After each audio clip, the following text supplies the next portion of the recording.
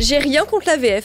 Au contraire même, il y a plein de films ou de séries que je regarde toujours en VF par habitude, des répliques ou des chansons que je connais par cœur en français, et des voix qui ont bercé mon enfance et auxquelles je suis toujours très attachée. Il y a même des films que je ne pourrai jamais apprécier pleinement en VO, vilaine cinéphile que je suis. Mais on va pas se mentir non plus, il y a des œuvres qui sont difficiles à regarder en VF, et même des doublages qui flinguent des films en les dénaturant, comme c'est par exemple le cas de Bloodsport. On voit ça ensemble.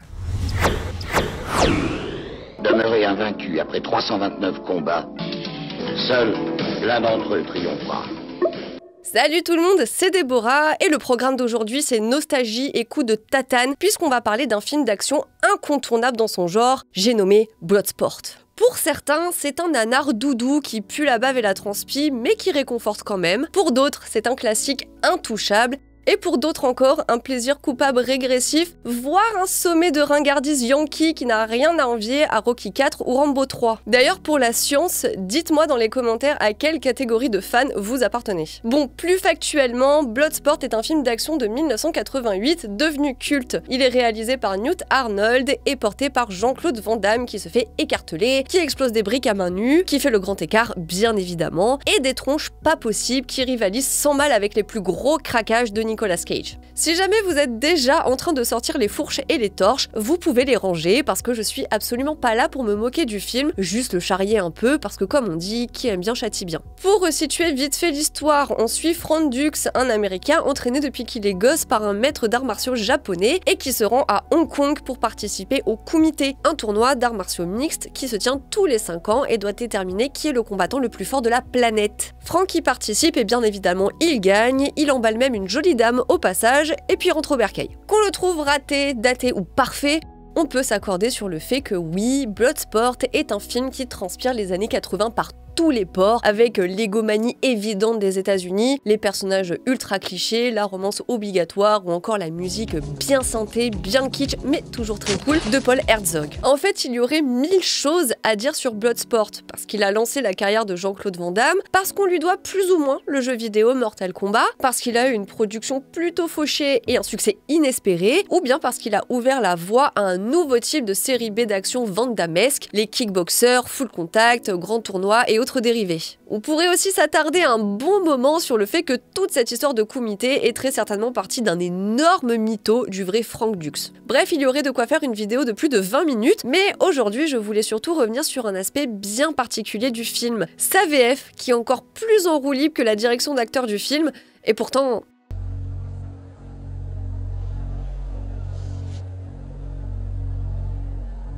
On ne va pas faire comme si on ne voyait pas l'éléphant dans la pièce. Bloodsport a quelques représentations, disons, malheureuses, comme Sadiq Hossein, l'arabe sans nationalité qui est forcément très méchant, misogyne et xénophobe, ou le combattant noir joué par Eric Neff qui se déplace à 4 pattes comme un singe et s'entraîne en cassant des noix de coco dans les arbres. Il s'appelle Ricardo Mora, mais on connaît son nom parce qu'il est écrit sur le tableau des scores derrière lui. Bon, on peut essayer de se tordre les méninges dans tous les sens et jouer l'avocat du diable en avançant que c'est une réelle technique de kung-fu, donc plutôt du côté des arts martiaux chinois. Ça reste une pirouette neuronale dangereuse, ne faites pas ça chez vous. Mais il y a un autre truc qu'aucune mauvaise foi, quelle qu'elle soit, ne peut justifier, c'est la VF du film et plus particulièrement le doublage d'un des personnages qui change pas mal sa caractérisation, au point où il devient juste détestable en français alors qu'il est censé être attachant en VO. On parle bien évidemment de Ray Jackson, l'autre combattant américain qui est joué par Donald Gibb et qui a l'air de gueuler « America fuck ». Non, ça c'est pas le bon signe.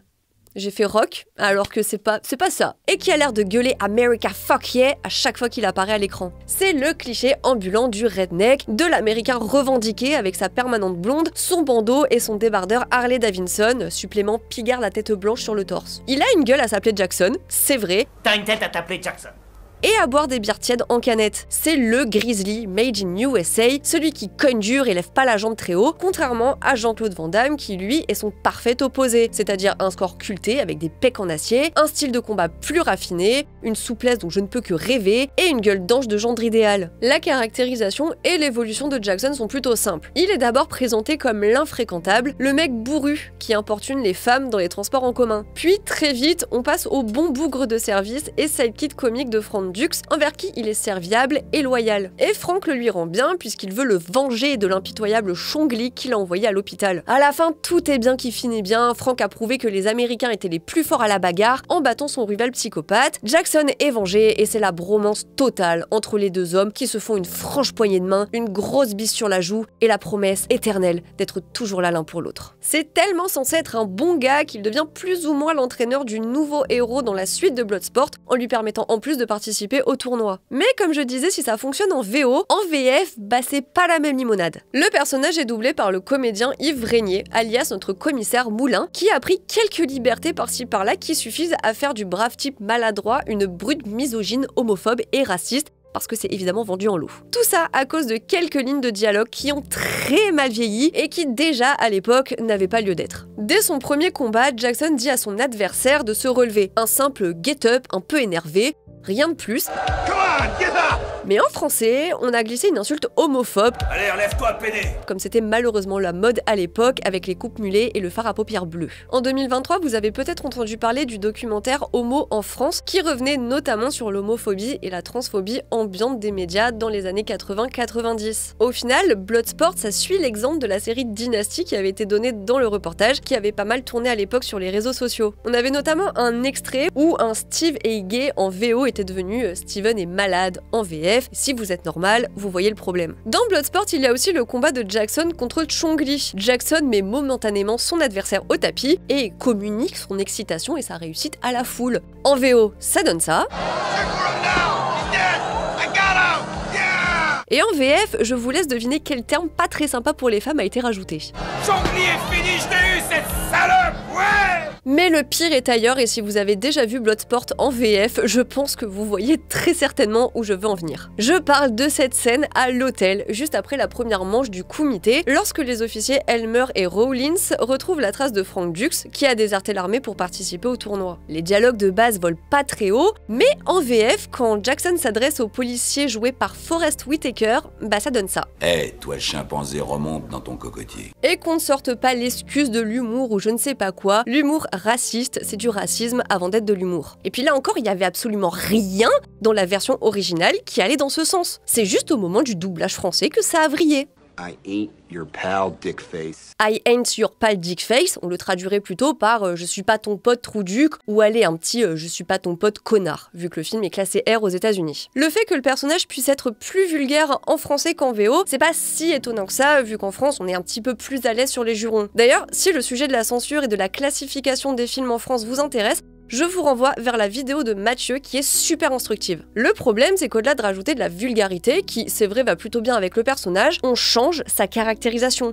Donc là, pour moi, on n'est plus sur du détail, on est face à une trahison du personnage, à une réinterprétation, et donc ça crée un non-sens. Pourquoi un bon gars comme Frank, caractérisé dès le départ comme un homme honnête et intègre, cautionnerait le racisme de Jackson? Pourquoi nous, en tant que spectateurs, on en aurait quelque chose à faire de sa défaite? Pourquoi on voudrait à tout prix que Frank le venge? On a plutôt envie qu'il se fasse péter les deux bras, donc quand Chong Li le dérouille, bah en fait ça en fait presque un justicier. Bon après j'ai pas envie d'ouvrir ici le débat pour ou contre la VF, pourtant, je fais absolument pas partie de ces détracteurs. Je dois regarder des films et des séries depuis que j'ai 4 ans, donc je vous laisse imaginer tout ce que j'ai pu découvrir en VF et tout ce que je n'aurais peut-être jamais découvert en VO. Mais un des arguments contre la VF qui revient souvent, c'est le fait que le doublage, même s'il est très bon, avec des comédiens vétérans à l'ouvrage, ça dénature forcément la performance de l'acteur.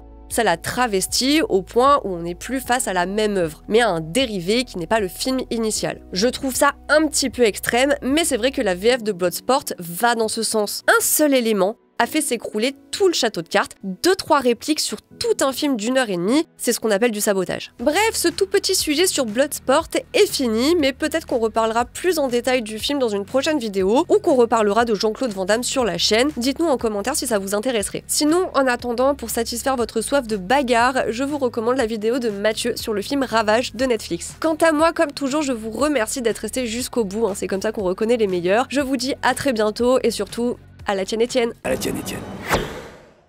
Stop!